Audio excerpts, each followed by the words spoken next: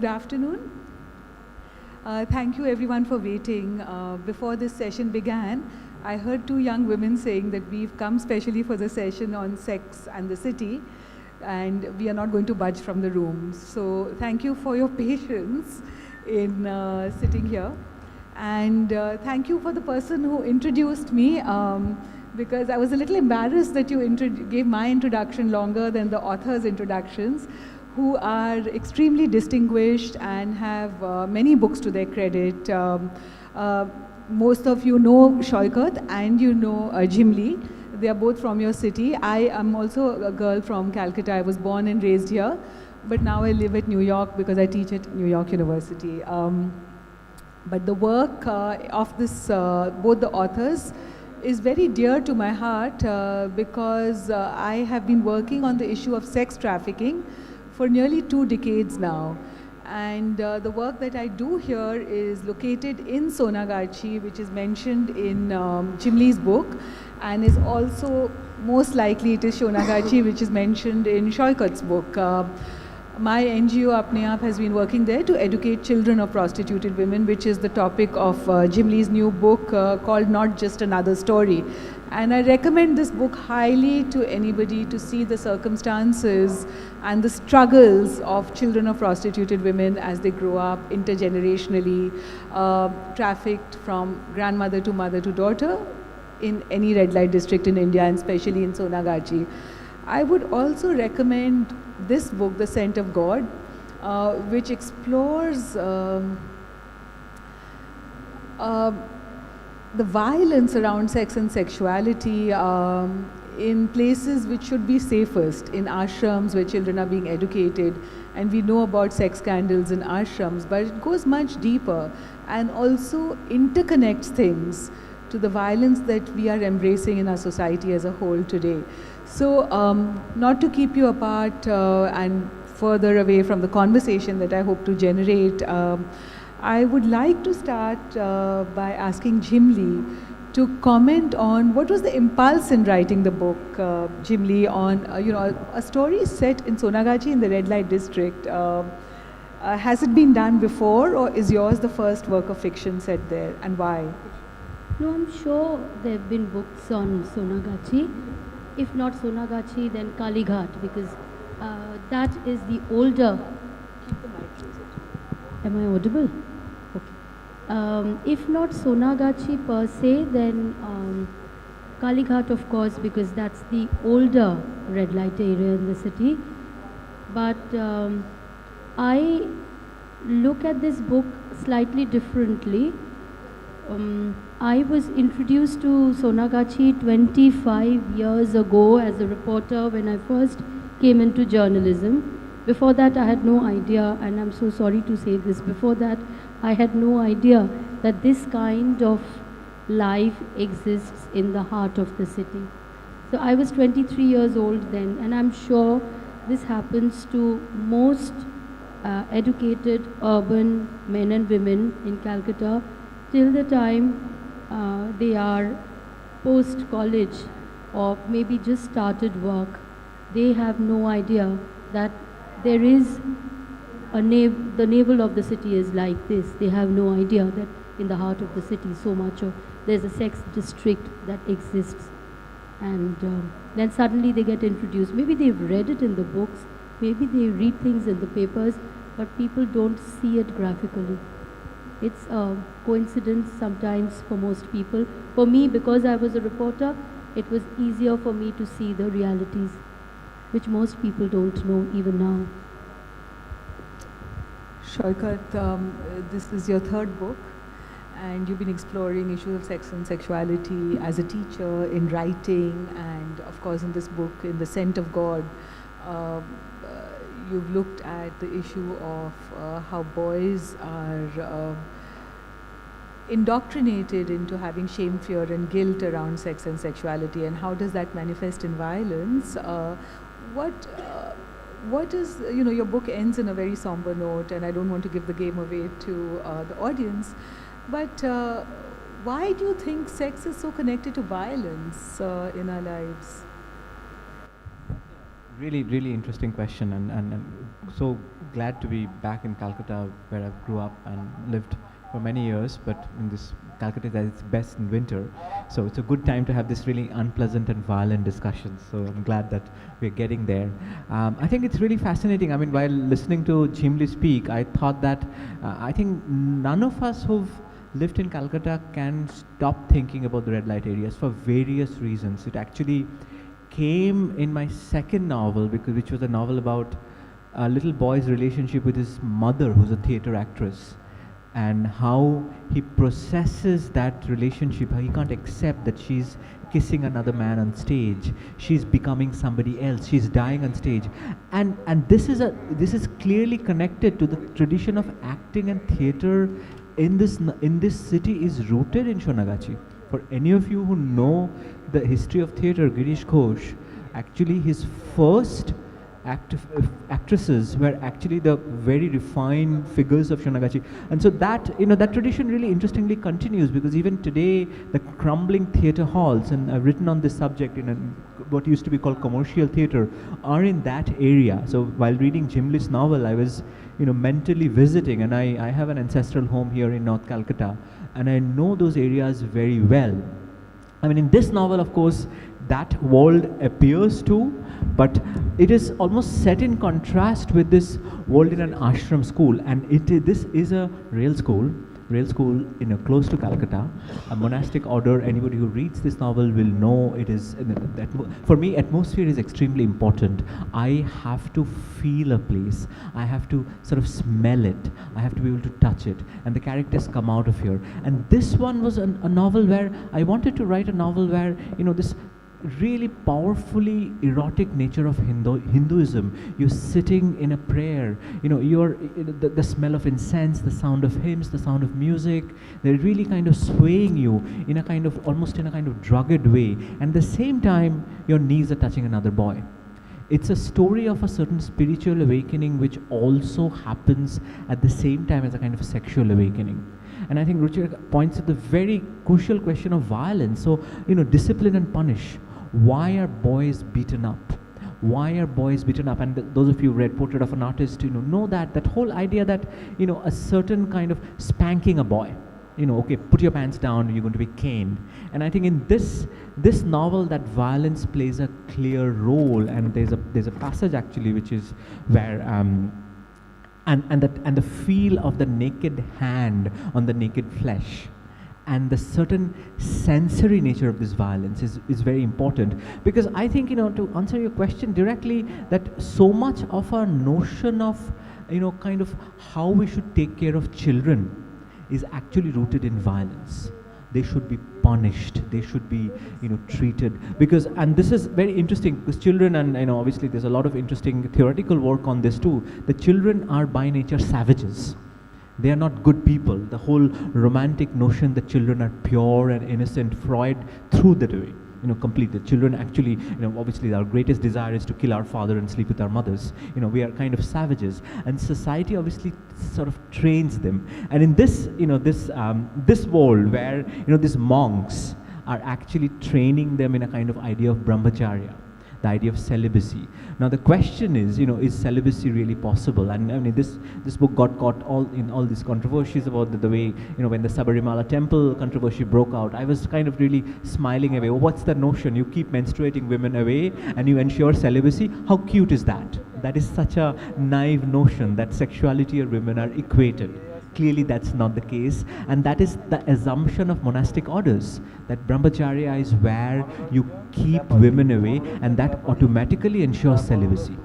Now what happens to the sexual energy? I've been to a school like this, I've known the environment, and there are a lot of people who say, oh, do you remember those monks who used to really beat us up? That was a way of venting pent-up sexual energy. That was the way. Or even think of those monks who used to play cricket with us. That was also a way. What happens to libido? is celibacy really possible? Can you really constrain it? And there are multiple ways in which sexuality spills over your life, and violence is just one of them. And violence on the body of growing teenagers is clearly something that happens in this novel, and that, you know, that is a very hard to define thing, but it's impossible to say that the violence is actually not deeply rooted in sex as well. There's a passage from Saikat's novel which I do want to read to everyone here. It's cruel and beautiful and tough. He describes a co-op in a chapter called Gold. It was a co-op where men walked in to buy women, sometimes small girls, by the hour for the night.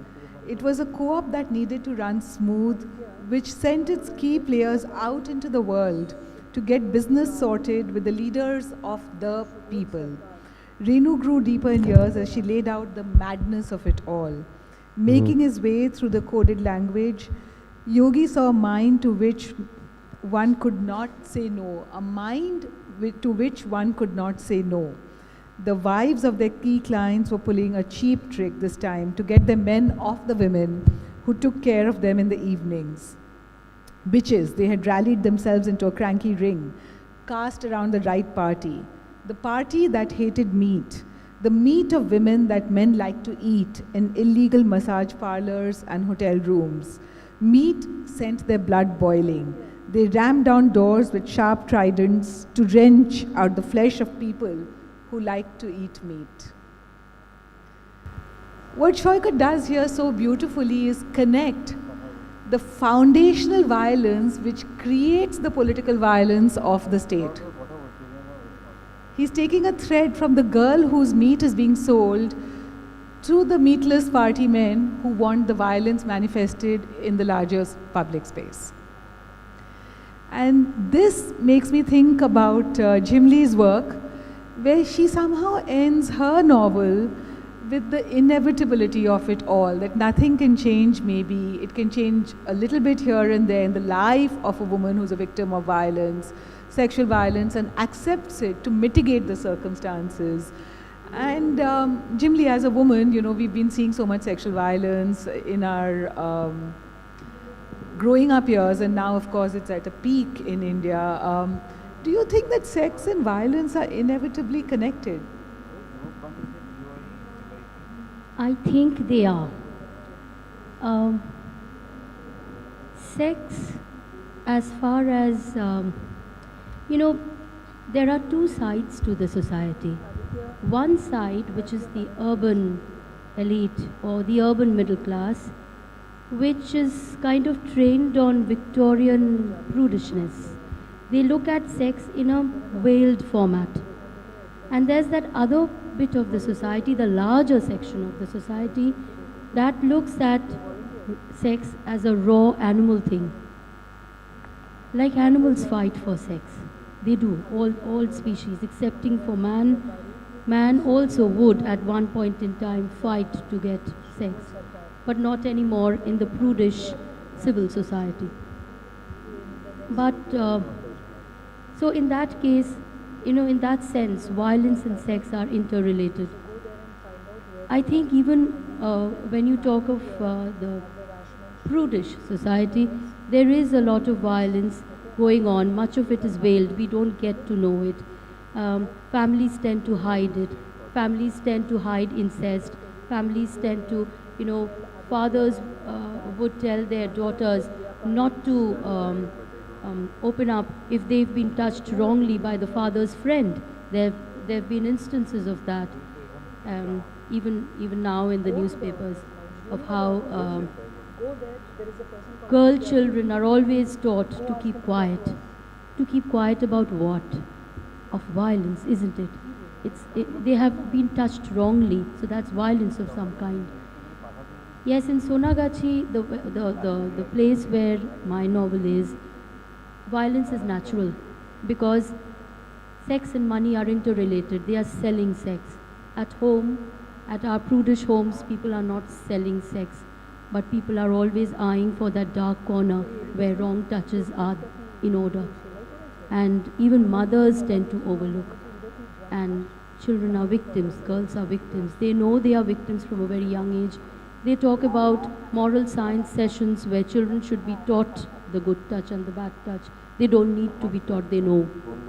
Only thing is mothers tend to, take away the screen as far from them as possible so that mothers are not brought into the picture. They are telling their children to keep shut. They're trying to shut their eyes. But in reality, the violence is all the time happening right in front of our eyes, and we are trying to keep our eyes shut. So, there's a passage in Jhimli's book in which she talks about the first time that a girl is prepared to be sold into prostitution, and she's with her first customer. She's still 14. And she tells him, "Uncle, please let me go. I will massage your back, press your tired legs and hands, but please let me go." And the man replies, "Don't worry, my darling. I will be gentle with you. Let's make this as pleasurable as possible for both of us." She continued to struggle, and the man became angry. "Don't fight me, girl. I've paid your greedy mother more than I've ever paid before," he growled. He ripped off her sari and her blouse. She felt his rough hands on her. He got on top, crushed her under his weight. After this, the night was a blur to Lakshmi. When he finally entered her, she felt an excruciating pain. She screamed. He put a heavy hand over her mouth and started thrusting. That gel didn't work, she thought to herself. When he finished, he slowly climbed off and lay still for a while. Soon he started snoring. Lakshmi lay frozen on the bed for a while. Then she slowly sat up.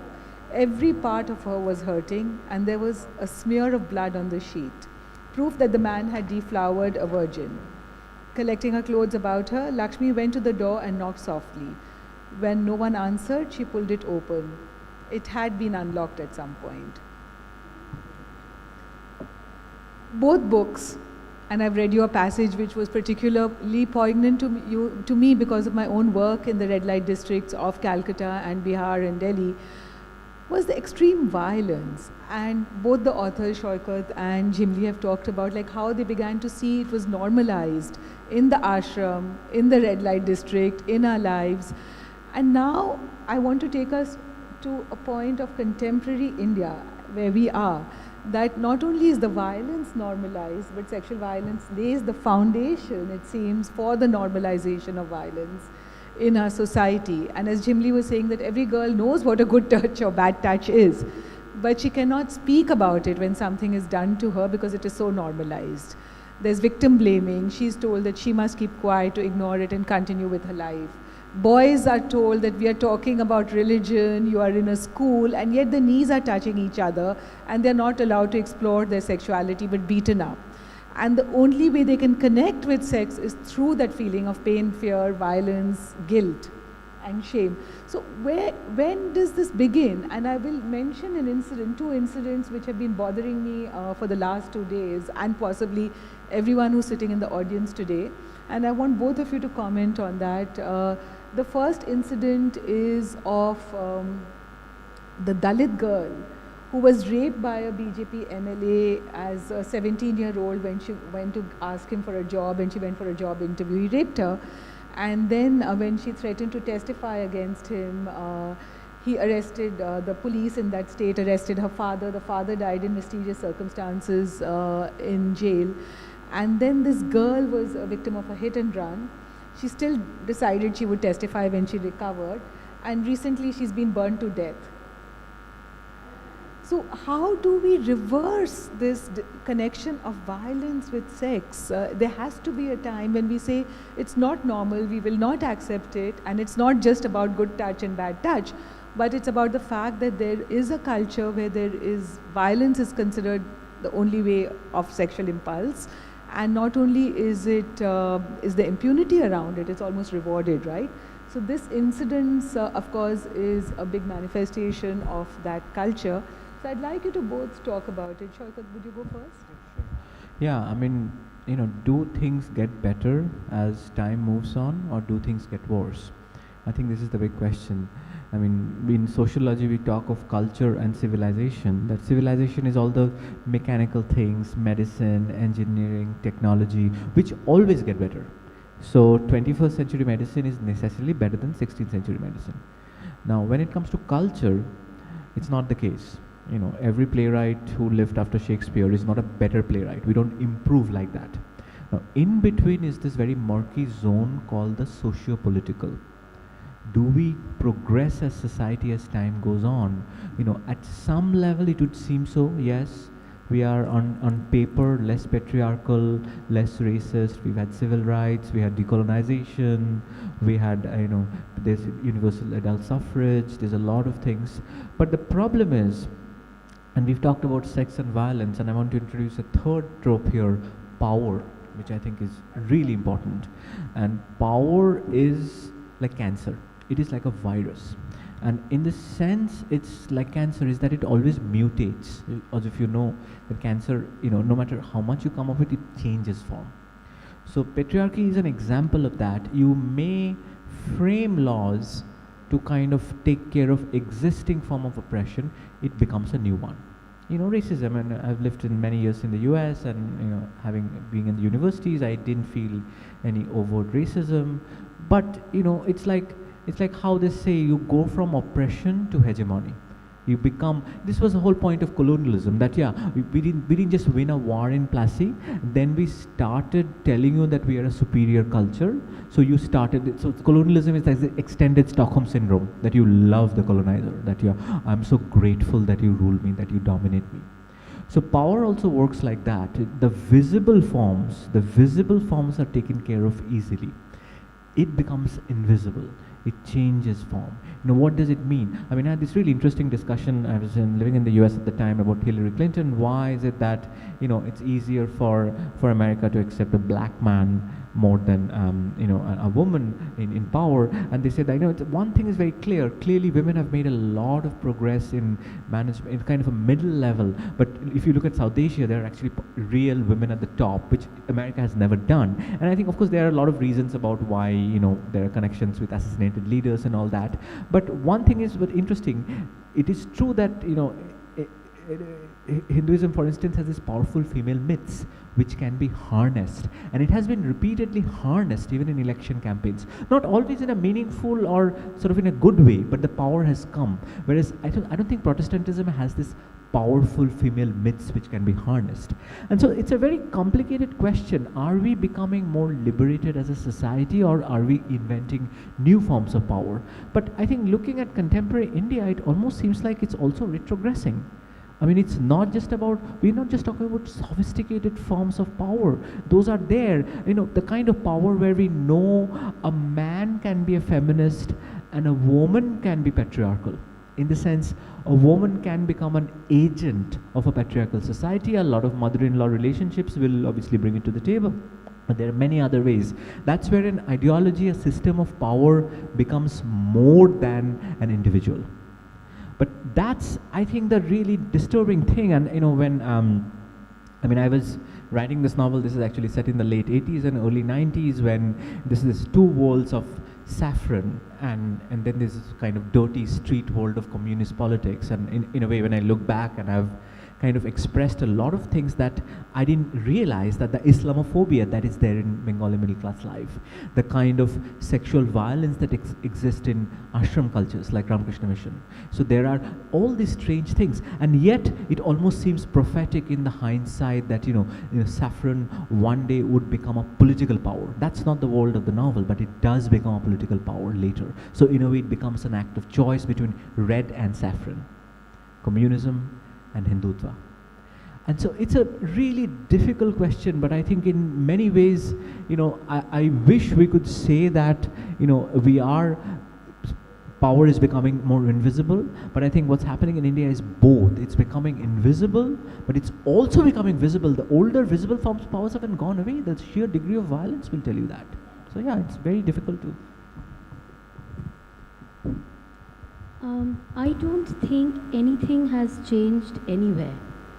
25 years ago, when I came into journalism, I came with a dream that I would be able to be an agent of change fight a war on behalf of somebody when everything else fails. The person, the victim comes to a journalist for help. But can a journalist help? No. No, nothing changes. I have realized this. You write a story, it's out in the paper, it will create some bit of an impact, but the third day it's all forgotten. The system doesn't change.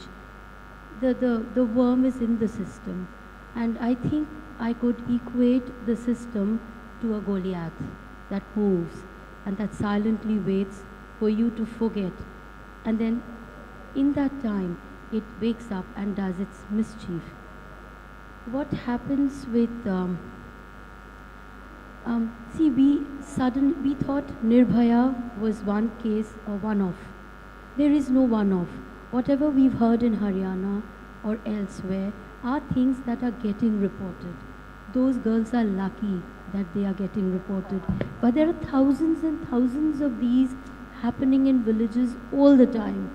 And with the collusion of the panchayat system, look at the way the sarpanch is always involved.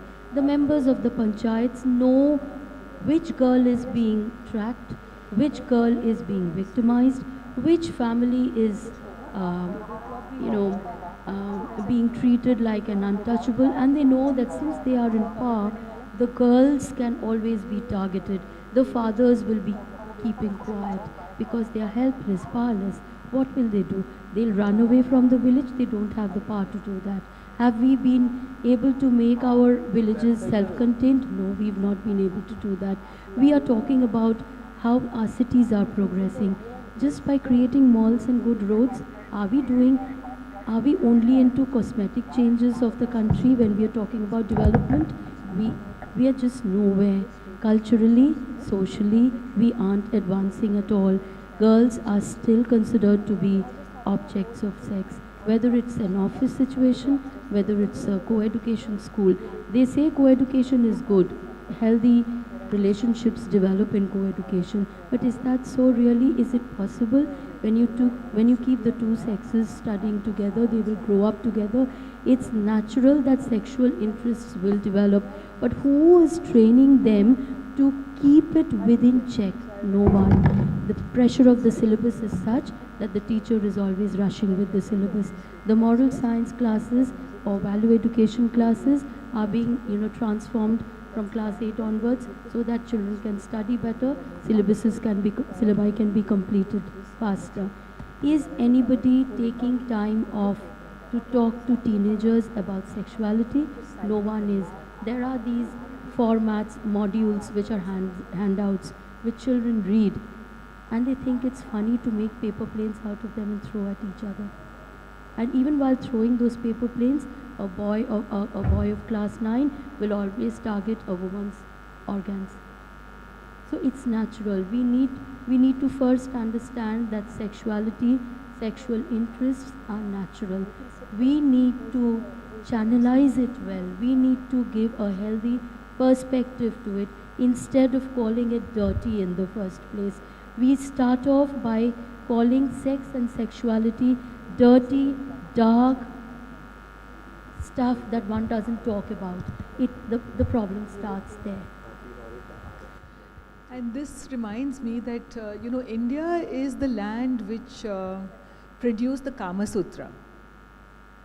Here is a country in which sex was treated with as erotica. There was welcome sex, where both parties could actually enjoy the fact that they had nerve endings and hormones, rather than using sex as a weapon for humiliation, subjugation, domination, or shame, fear, and guilt. When did this change? And this is something I think that is explored in different ways in both your books, that how we have normalized the idea of sex with violence, sex with domination, sex with commodification, connected to power, which Saikat talked about, and the idea of sex with fear for one class of human beings, and which differs from sex with domination for another class of human beings being the only norm for sex now. it imprisons both sexes, in fact, because it's imprisoning women, who are, of course, the humiliated and the subjugated, and it's imprisoning men who have to be the humiliator or the dominator. And both are caught in their prisons, and that is why we have a culture of toxic masculinity, which is now manifesting itself in all other spheres of our life, be it politics, be it the corporate structure, it is across. And of course, that takes me to the other incident that I do want to mention, because we're talking about sex in the city, is that as the culture is changing and norms are changing, sex is becoming a weapon. There's a backlash to the independence or the emancipation of women by again using sex as a weapon of rape. And in Hyderabad, we can see that there were 4 men, semi-employed, daily wage earners. They attacked a girl going home at 7:30 on her scooter after working and raped her and then killed her.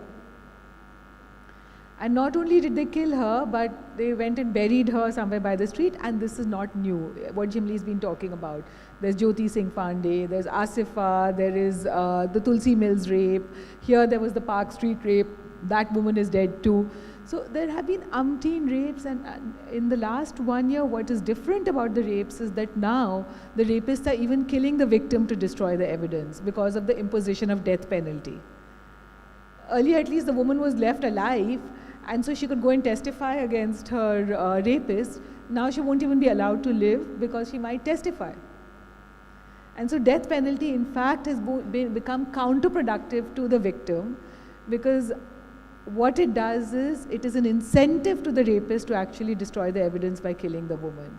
And yet, this time when the rape happened in Hyderabad, people were saying we need something worse. A law which is worse, a punishment which is worse for the rapist. Now, what could be worse than the death penalty? And is that the way to deal with sexual violence? We know that the police officers pulled the rapists out of their prison cells or wherever they were and took them out to reenact it and then killed them in cold blood. There was no due process of law. So what, Saikat, you've been, of course, going so deep into the idea of sexual violence in this book.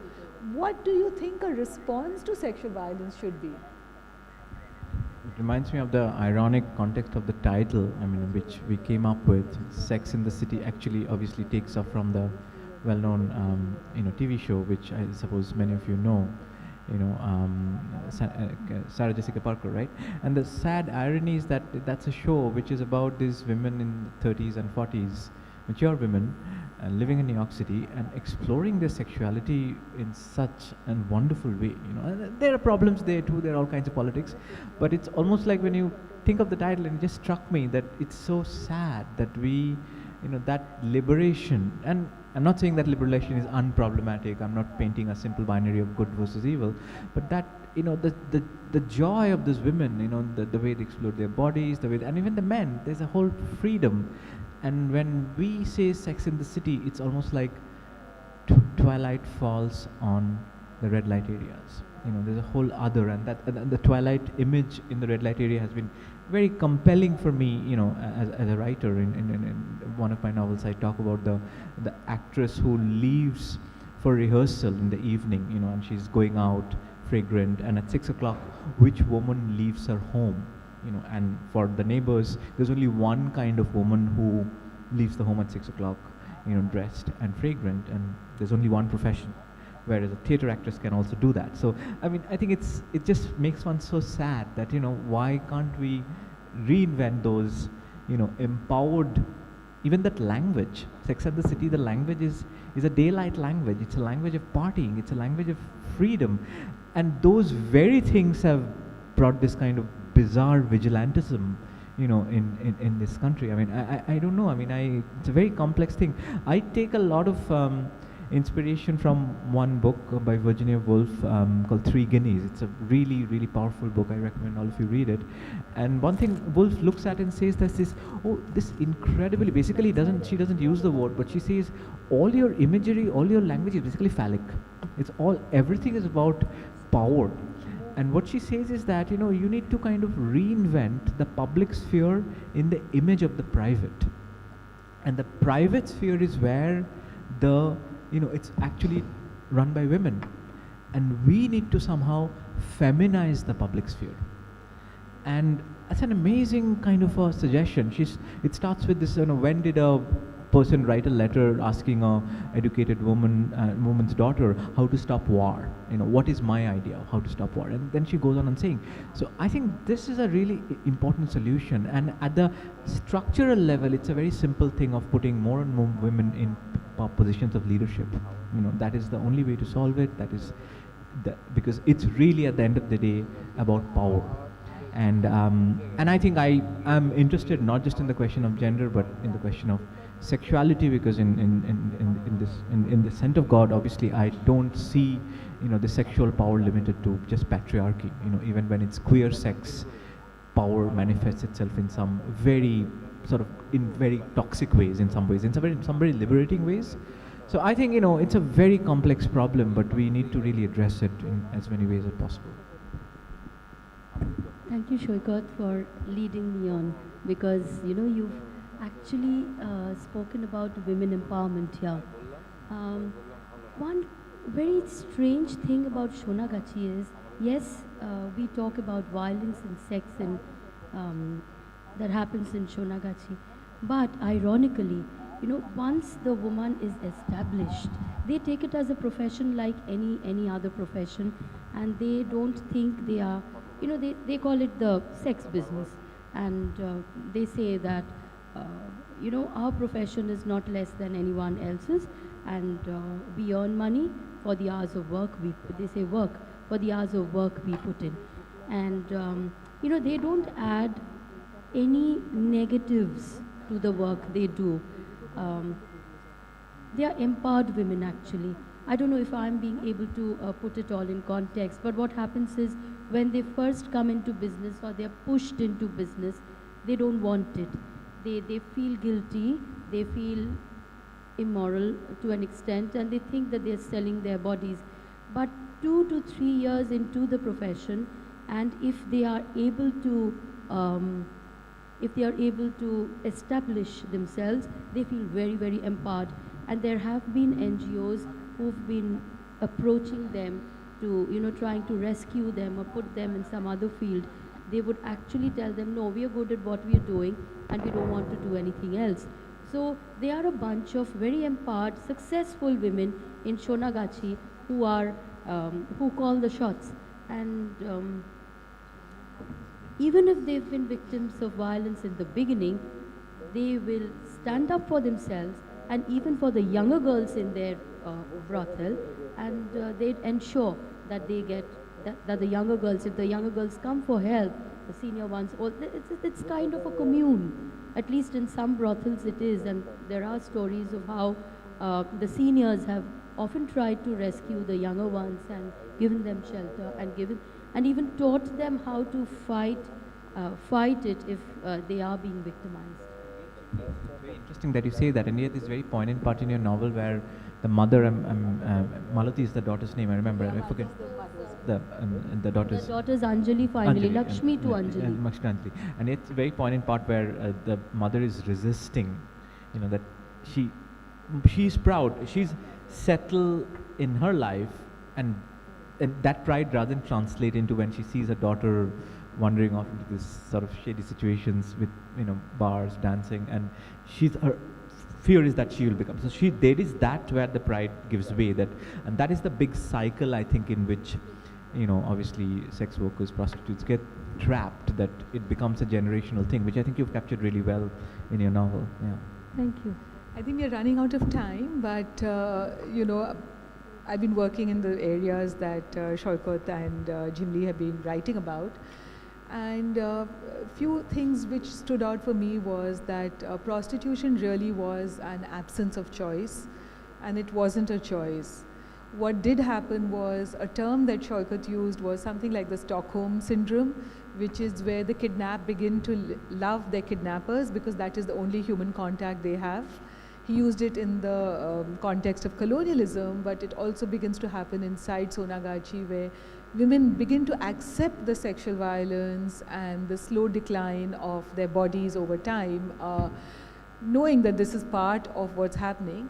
And even to stop challenging it to the point that the mother says that even when she sees there is an offer of a choice being offered for the daughter, that we'll educate her, take her away to London, get her a job, the mother just does not trust that that's possible. She thinks the fate of her daughter or the destiny of her daughter is going to be prostituted, and puts her into prostitution even though another alternative is being offered.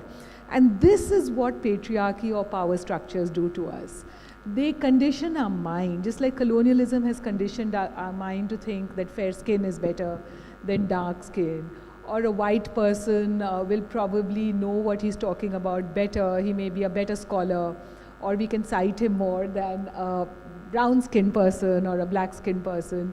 The same way what happens in patriarchy is that we get conditioned into believing that this is the only system inside which we can survive or prosper. And in this context, of course, it is the red light district in the brothel system, where the mother does not even take a choice to move her daughter out.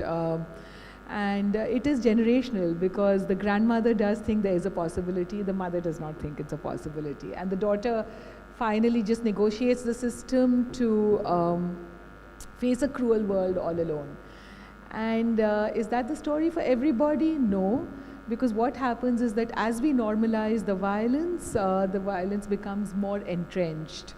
And I have been thinking very deeply about this, and this is, before I ask you all for questions, I'll just take 2 questions. The one thing I've realized is that the normalization of violence actually becomes the foundation for other kinds of violence and power based on violence in all of society. So family, inside which there is a strong head of the family, a man who's like a bully taking right or wrong decisions, becomes something which gets so normalized when a child is born in the family, where she learns right in the beginning that it's all right for one class of human beings to order and one to obey, and one class of human beings to approve for the work done and for the other to take approval, and for one class of human beings to get paid for their work and another class of human beings not to get paid for the work.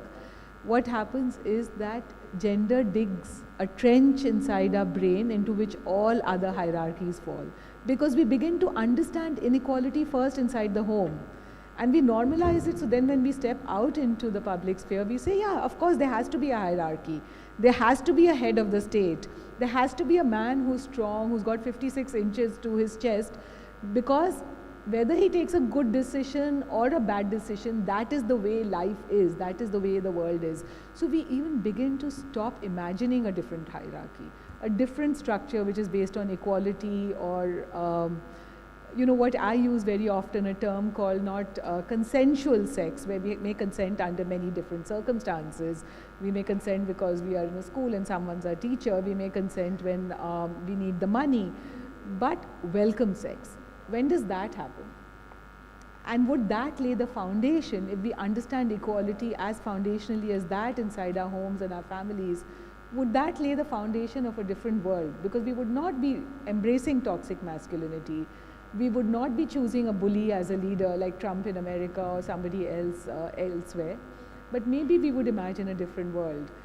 So has this kind of sexual violence really changed things around to the point that now we only understand violence as the norm, and one vigilantism in the totem pole of hierarchies is imposed on by another vigilantism, imposed on by another vigilantism. So the girl coming home from work is raped because she's a modern woman going out to work, returning at 7:30 by 4 men who are punishing her for being a modern woman. The 4 men are killed by cops who think they did something wrong. So again, they take the law into their hand. Now, what will happen to the 4 cops? We don't know. Will they go through some kind of due process or accountability? We have no idea. So the entire process of an equal, just, fair society is being uprooted, which starts with what is happening to women and girls. And we have to understand this. Yes, please.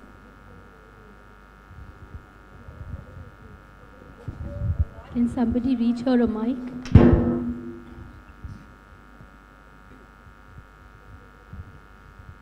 Our society is such that we allow rape happening, because in all classes in India, arranged marriage is done.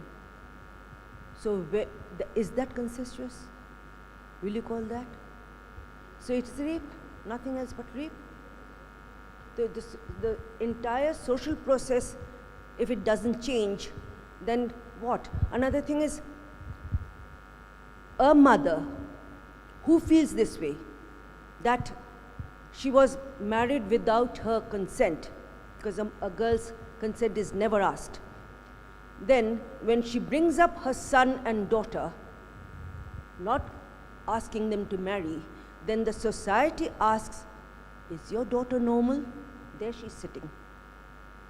They ask constantly, is your daughter normal? And is your son normal? Because my son has also not married. These are the questions that come, and the society forces you to marry. Society does not allow you to fall in love and marry. It's poor people. I do not think it's only the poor people who are raped. It's only the girls who go out of the house. It also happens in the house. That's true. And it happens with the family. It happens with the cousin. It happens with the uncle. All these things are nothing but rape. But it doesn't come out. And here, when the panel is talking about rape. Question. If you have a question for any of the panelists. I wanted to know that if you have this kind of a talk only among the educated people, then the rest of the people who are not educated, they don't get to know. So have you thought of that?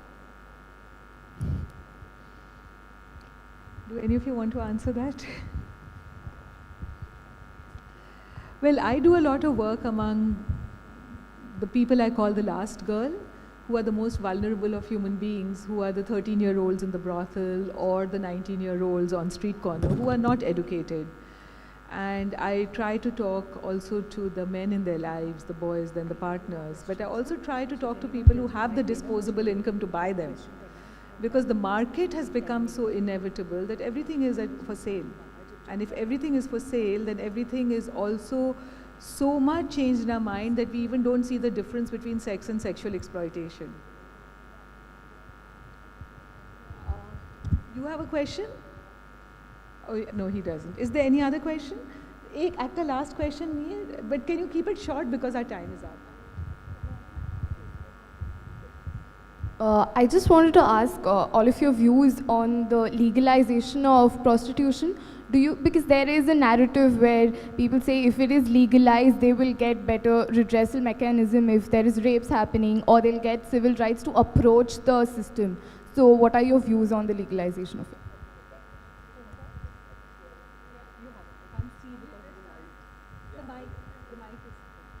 Hi, Ruchira, I'm kind of aware of the work that you do. Kudos. Yesterday I was at the India Today conclave, and there was this session, of course, in extreme outrage over the Hyderabad incident.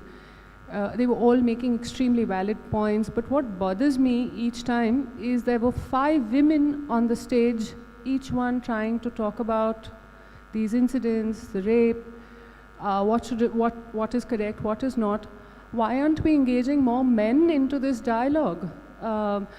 Why is it that they are seen more often when we discuss falling economy, but when we discuss rape and women's rights, only the women are speaking?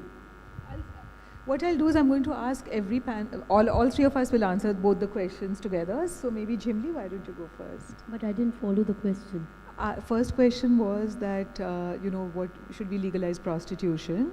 And the second question was that why are men not included in the discussions on rape? As far as legalization of prostitution is concerned, it's a debate that goes on in every country.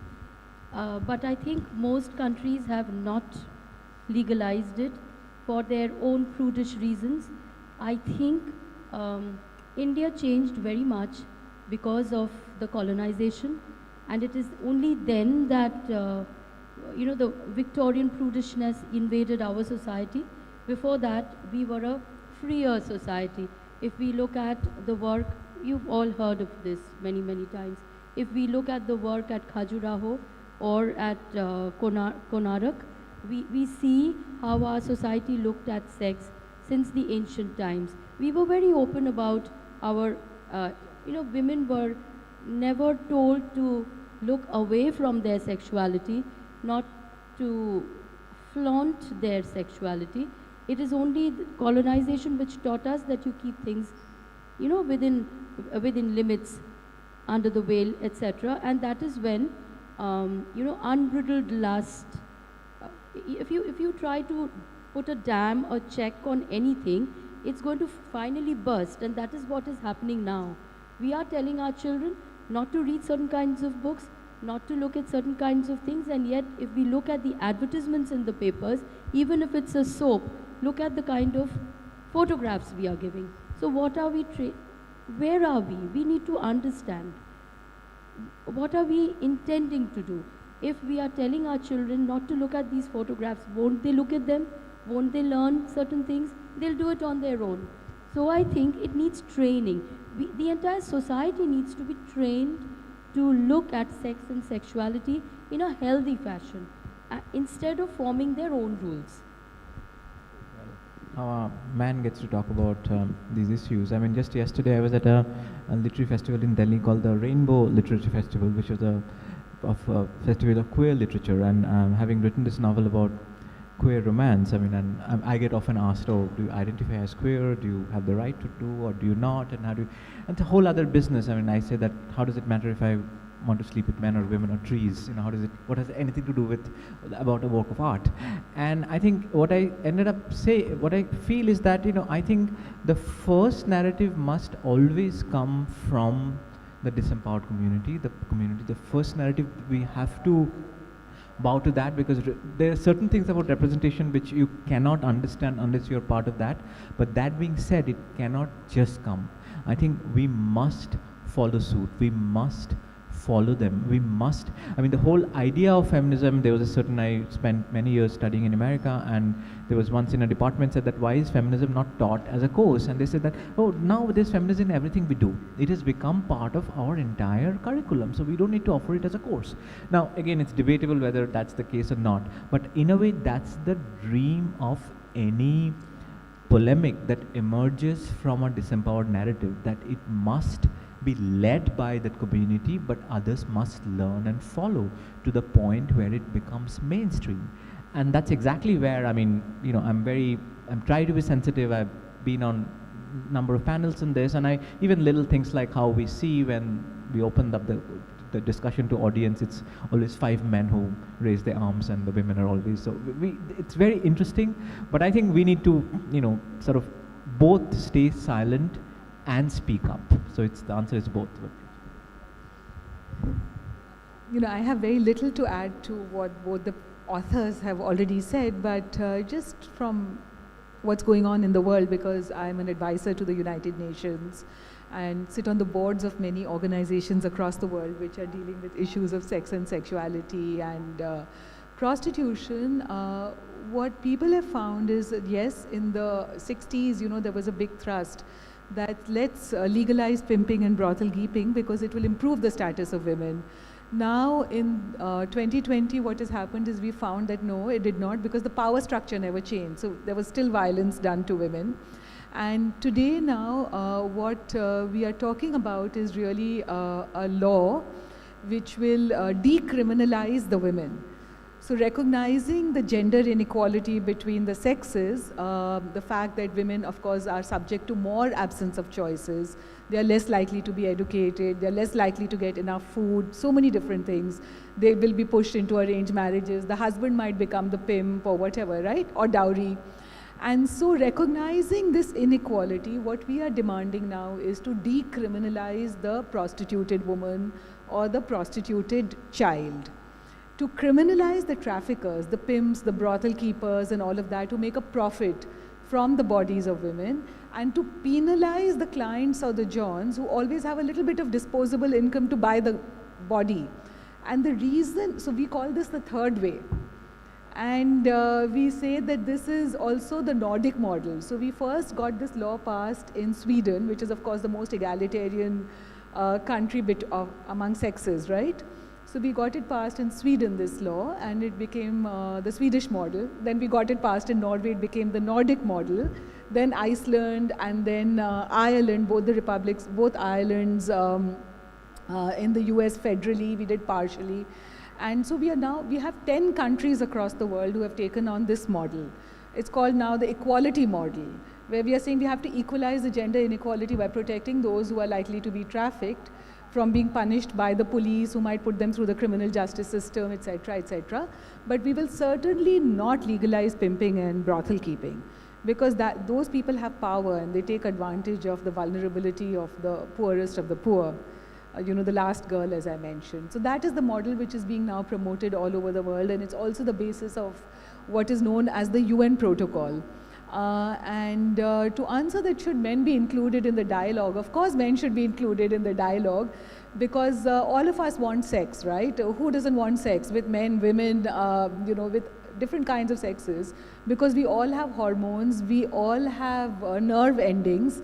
But besides that, we also want to bond with another human being. We have this need for empathy, and it is cut off when sex is connected to violence. So we are told, detach yourself, connected to violence, to fear, to shame, to guilt, and that then lays the foundation for something which we don't want and creates a toxic masculinity which is poisonous for both men and women. So of course we need to include more men in this dialogue for sure, and that's why we are grateful to men like Saikat.